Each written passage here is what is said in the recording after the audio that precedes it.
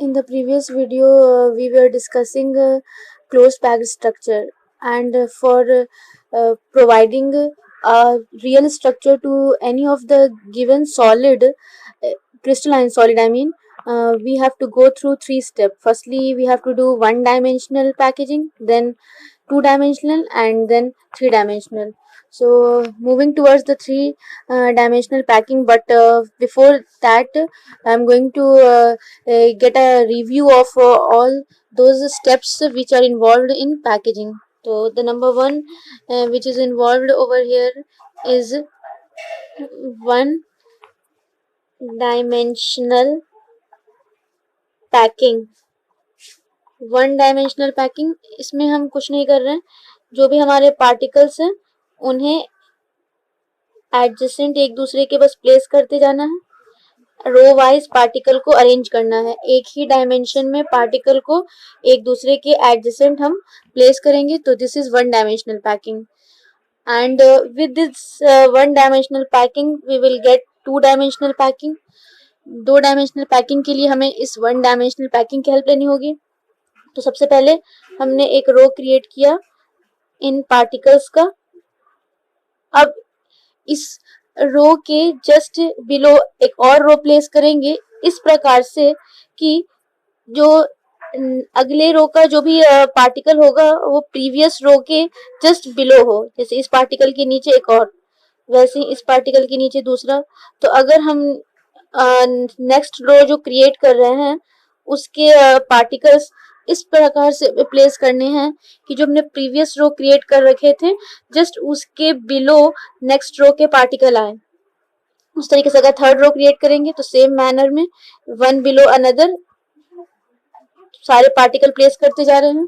तो हमें साफ दिख रहा है कि यहाँ पर जितने भी रोज क्रिएट हुए हैं वो सारे रोज आपस में कैसे सिमिलर हैं, एक जैसे हैं. इफ इस रो को हम ए टाइप रो कहते हैं, देन क्योंकि सारे के रो एक ही जैसे है तो this one is also a type and this is also a type. तो इस तरीके से हमने क्या किया, यहाँ पे दो डायमेंशन में अरेंज की पार्टिकल को. This is two dimensional packing. And in this two dimensional packing we are clear that the rows which are formed over here are all similar, and if we call the first row as A type, then all other are also called as A. But one more method could be possible for this two dimensional packing. तो इसी two dimensional packing की एक और possibility भी हो सकती है, and that other possibility could be कि हमने पहले एक रो क्रिएट किया, यानी कि पार्टिकल को एक के एडजेसेंट एक यहाँ रखा. अब जो नेक्स्ट रो हम क्रिएट करेंगे उसके पार्टिकल किस तरह से प्लेस करेंगे. तो ये जो ऊपर दो पार्टिकल्स हैं उनके बीच में जो डिप्रेशंस हैं उन डिप्रेशंस में पार्टिकल को डाल देना है.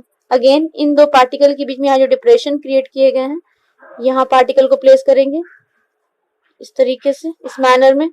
Again for the third row यहाँ पर जो डिप्रेशन क्रिएट किया गया है पार्टिकल यहाँ हमें प्लेस करने हैं. अगेन इन डिप्रेशंस के बीच में पार्टिकल्स को रखते जा रहे हैं. तो हम यहाँ साफ जो ऑब्जर्व कर रहे हैं वो ऑब्जर्वेशन हमारा यही है कि ये जो पैकिंग है ये ठीक है टू डायमेंशनल पैकिंग तो दिख रही है, बट इस टू डायमेंशनल पैकिंग में हमें फर्स्ट रो और सेकंड रो सिमिलर नजर नहीं आ रहे हैं. तो if we call this first row as A type, if we call the first row as A type, then the second row will be called as B type. And again the third row अगर हम observe करें तो it is just like as the first one. ये third row first जैसा ही है तो इसको फिर से हम लोग क्या कहेंगे, A टाइप कहेंगे.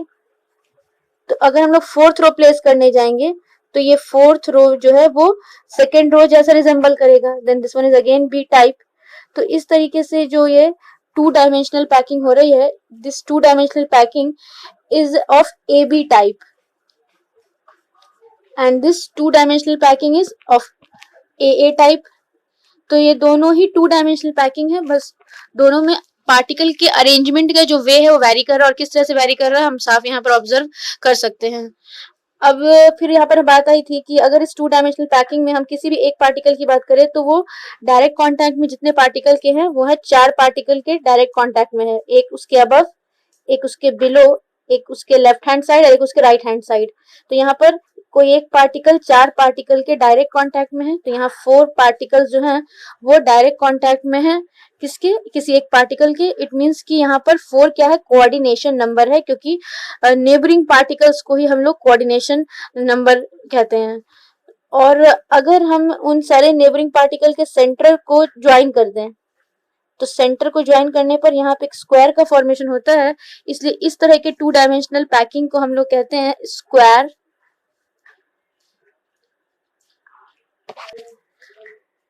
Closed packing. This one is square closed packing या फिर स्क्वायर क्लोज्ड पैक लेयर।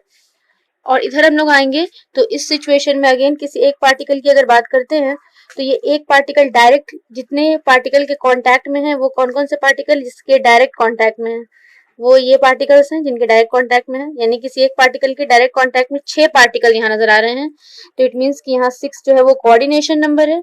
और इसमें अगर उन सारे पार्टिकल के सेंटर को आपस में हम कनेक्ट करते हैं तो एक हेक्सागोन का फॉर्मेशन यहाँ होते हुए नजर आएगा, एक हेक्सागोन बन रहा है यहाँ, तो इसलिए हम लोग इसे कहेंगे hexagonal. This one is hexagonal closed packing या हेक्सागोनल क्लोज पैक्ड लेयर। तो ये 2 डायमेंशन के 2 केस हो गए। अब 2 डायमेंशन के बाद हम लोग 3 डायमेंशन की तरफ बढ़ रहे हैं, तो इसमें अब ये दोनों केस इन्वॉल्व होंगे। फर्स्टली हम लोग इस केस से 3 डायमेंशन का फॉर्मेशन करेंगे, ये वाले केस से, फिर उसके बाद इस केस को यूज करेंगे 3 डायमेंशन के लिए। तो पहले फर्स्ट वाले केस से आते हैं 3 डायमेंशन की तरफ।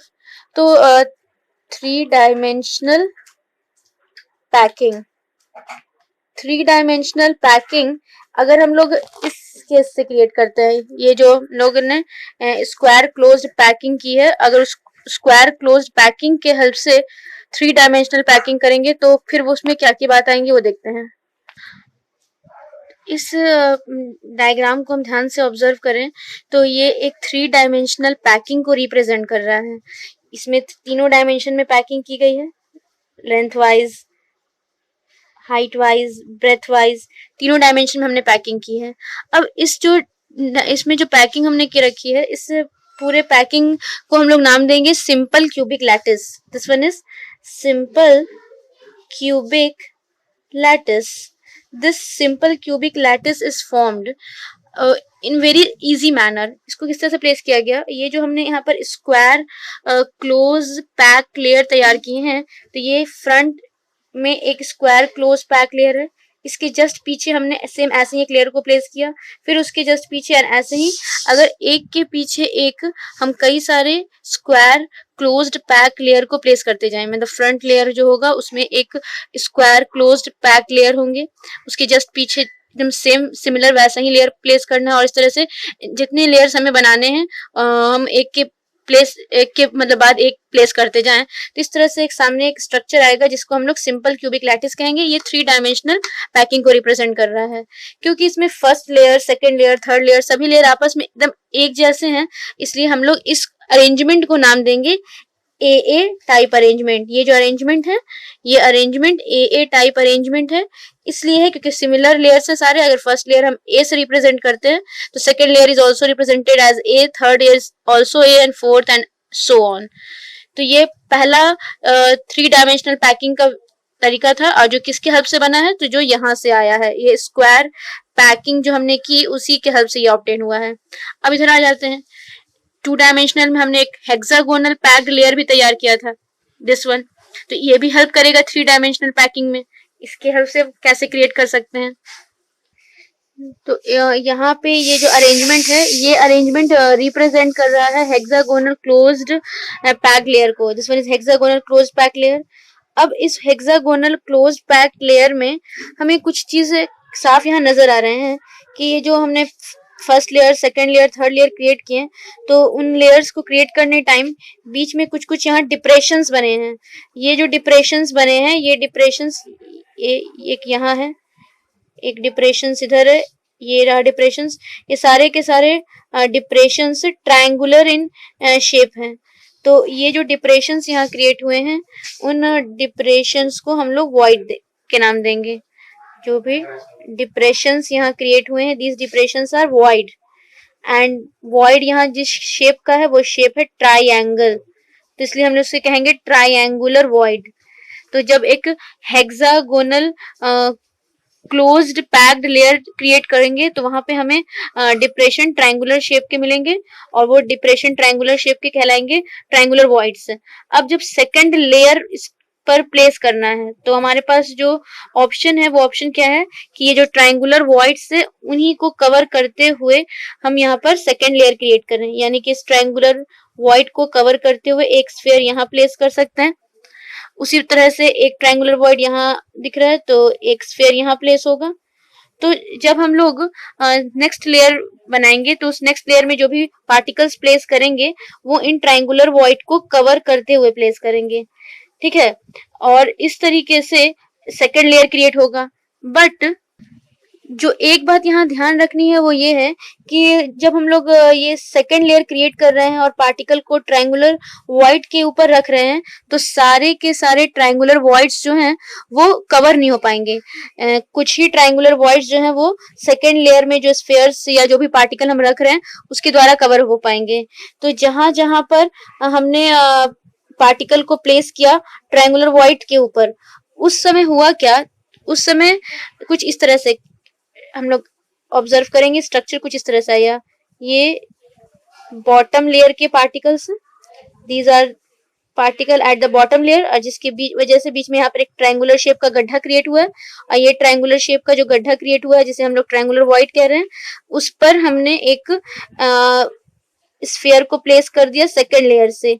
तो यहाँ पर ये जो अरेंजमेंट दिख रहा है, ये अरेंजमेंट की वजह से अगेन एक वॉइड क्रिएट होता है and that void is tetrahedral in shape. यहाँ पर एक और वॉइड बन जाता है, वो है वॉइड टेट्राहेड्रल वॉइड कहलाता है। टेट्राहेड्रल किस प्रकार से, अगर उसको हम लोग को देखना है तो जितने भी यहाँ पर स्फीयर्स हैं, एक स्फीयर यहाँ था, एक स्फीयर ये रहा, एक स्फीयर ये, एक स्फीयर जो ऊपर की ओर रखाएगा, ये इन तीनों से ऊपर सब प्लेस्ड है।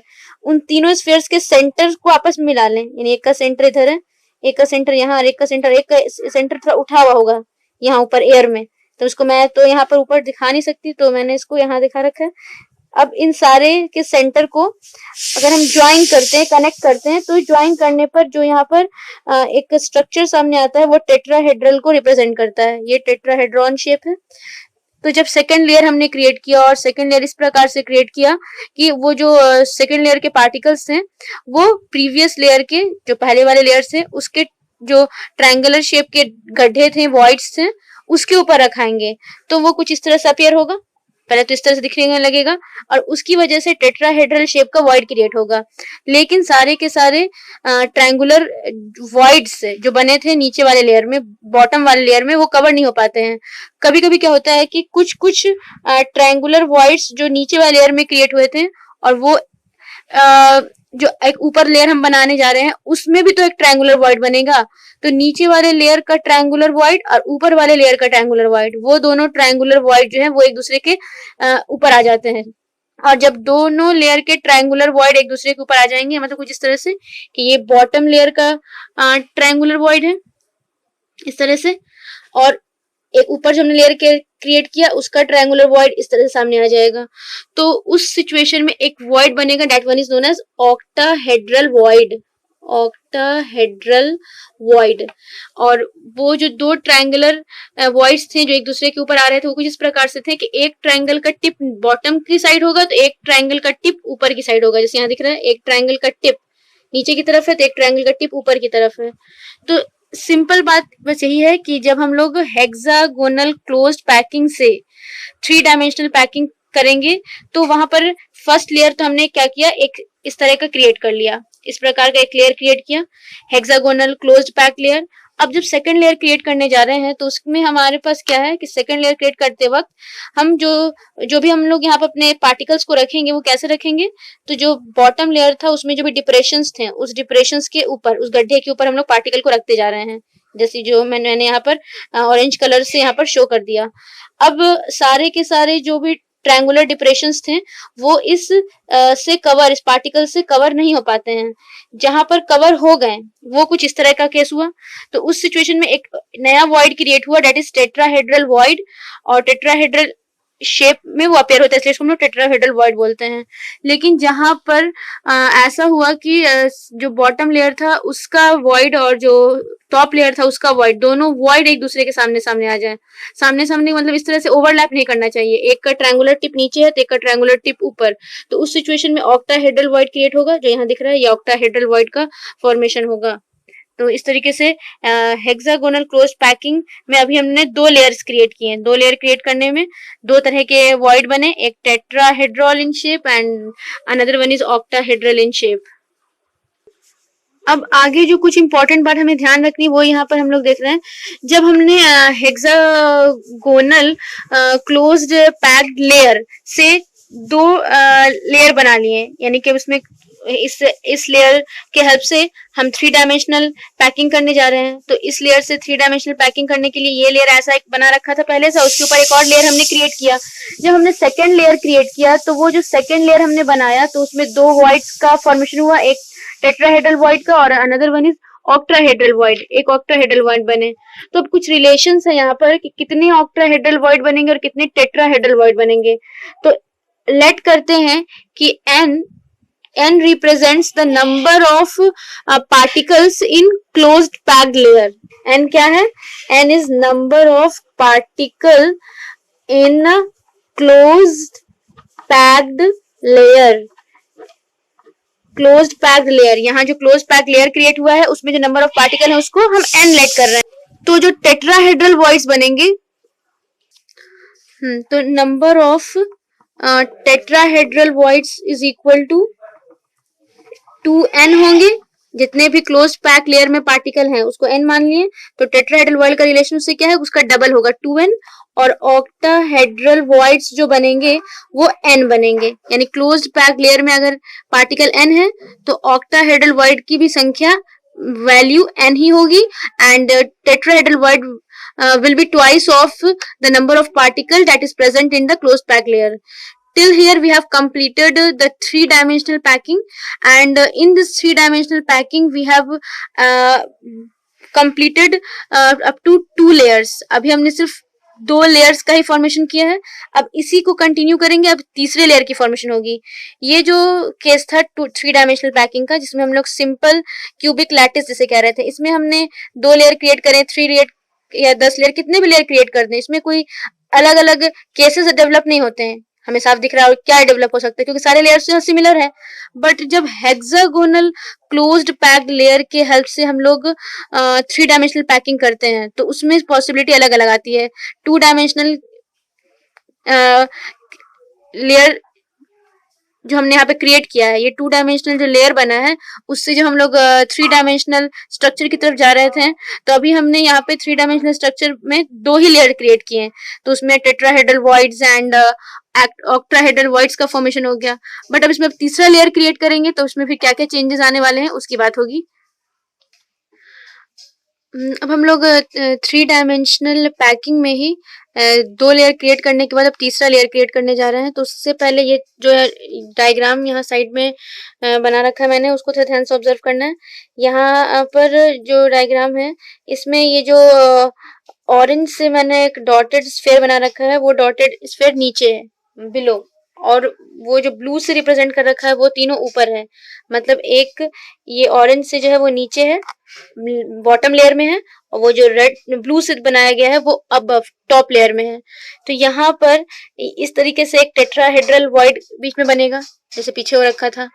तो तीसरा लेयर जब हम लोग क्रिएट करेंगे तो होगा क्या कि जो 2 लेयर बन गए तो वो जो दूसरे वाले लेयर में टेट्राहेड्रल वॉइड क्रिएट हुए हैं, जो सेकेंड वाले लेयर में टेट्राहेड्रल वॉइड का क्रिएशन हुआ है, उस टेट्राहेड्रल वॉइड्स पर ही अब क्या करना है, ये यहाँ पर जो वॉइड बना है उसके ऊपर ही स्फेयर को रखते जाना है। तो अगर सेकेंड लेयर में जो टेट्राहेड्रल वॉइड थे उसी के ऊपर स्फेयर को रखते जाएं और तीसरा लेयर क्रिएट करें, तो हम अगर इसको करके देखेंगे तो अपने आप साफ क्लियर पता भी चल जाएगा। बस हमें बॉल की हेल्प से ये काम करना है। तो वो जो थर्ड लेयर बनेगा वो exactly same as the first layer होगा, एकदम पहले लेयर जैसा ही होगा। ऐसा लगेगा कि पहले लेयर के ऊपर रख दिया गया है उस तीसरे लेयर को। तो फर्स्ट लेयर जो थे वो ए टाइप था, सेकेंड लेयर जो बना वो फर्स्ट लेयर से डिफरेंट है इसलिए वो बी टाइप हुआ। क्योंकि कैसे था, फर्स्ट लेयर में अगर हमें याद रहे तो ये था फर्स्ट लेयर इस प्रकार का। फर्स्ट लेयर में जहां जहां ट्रायंगुलर वॉइड्स थे, फर्स्ट लेयर में जहां जहां ट्रायंगुलर वॉइड्स थे उसके ऊपर स्फीयर प्लेस कर दिया गया था, तो हमें सेकेंड लेयर ऑब्टेन होकर मिला। और अब सेकेंड लेयर जब बन गया तब टेट्राहेड्रल वॉइड क्रिएट हो गया।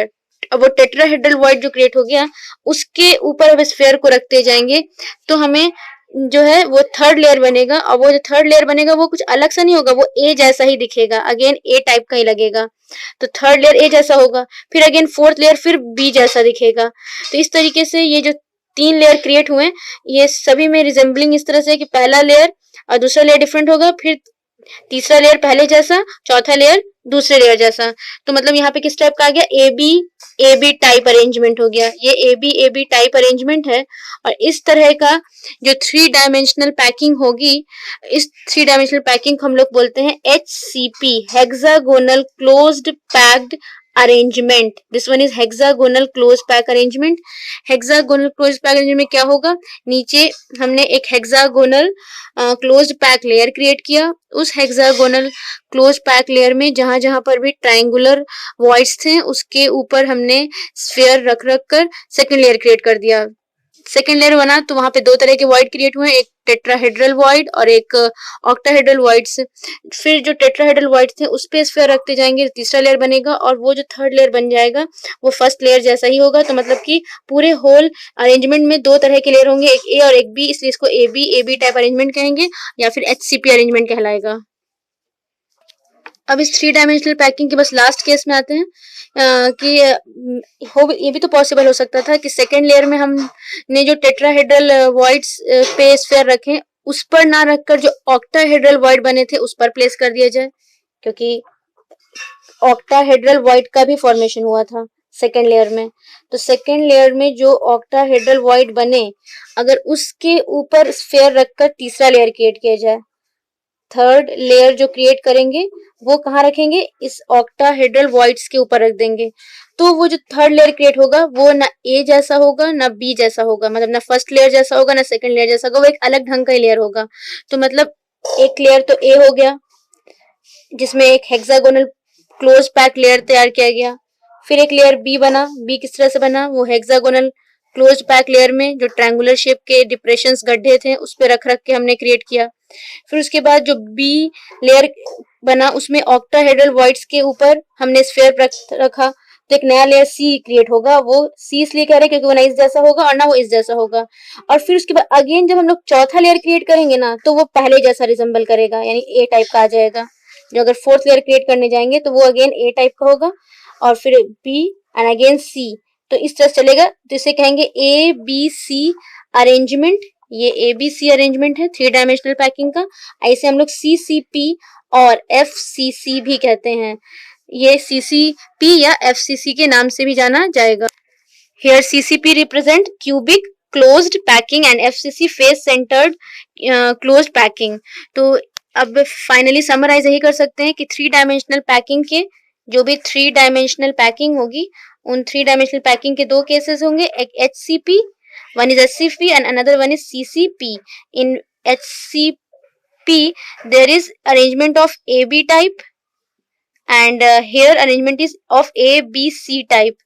Hair arrangement ABC type. 3 layer होंगे, तीनों डिफर करेंगे, यहाँ 2 लेयर होंगे, दो लेयर जो आपस में डिफर करेंगे। तो इस तरह से हमने क्लोज्ड पैकिंग स्ट्रक्चर हमने फिनिश की। और अगर इसे हमें प्रैक्टिकली देखना है तो हमें बस कुछ बॉल्स की जरूरत है। हमें बॉल्स को एक दूसरे के एडजेसेंट रख के बहुत आसानी से इन पैकिंग को समझ सकते हैं।